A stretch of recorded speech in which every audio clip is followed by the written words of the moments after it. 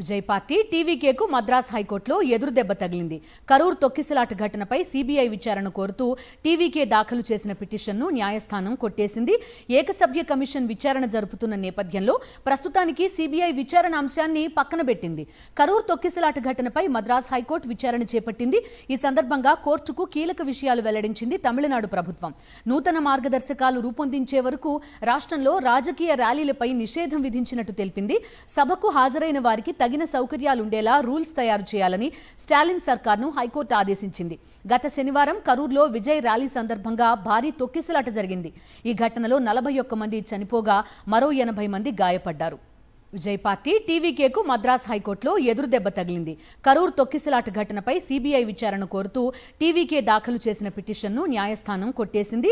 ఏకసభ్య commission విచారణ జరుపుతున్న నేపథ్యంలో ప్రస్తుతానికి సీబీఐ విచారణ అంశాన్ని పక్కన పెట్టింది. కరూర్ తొక్కిసలాట ఘటనపై మద్రాస్ హైకోర్టు విచారణ చేపట్టింది. ఈ సందర్భంగా కోర్టుకు కీలక విషయాలు వెల్లడించింది తమిళనాడు ప్రభుత్వం. నూతన మార్గదర్శకాలు రూపొందించే వరకు రాష్ట్రంలో రాజకీయ ర్యాలీలపై నిషేధం విధించినట్టు తెలిపింది. సభకు హాజరైన వారికి తగిన సౌకర్యాలుండేలా రూల్స్ తయారు చేయాలని స్టాలిన్ సర్కార్ను హైకోర్టు ఆదేశించింది.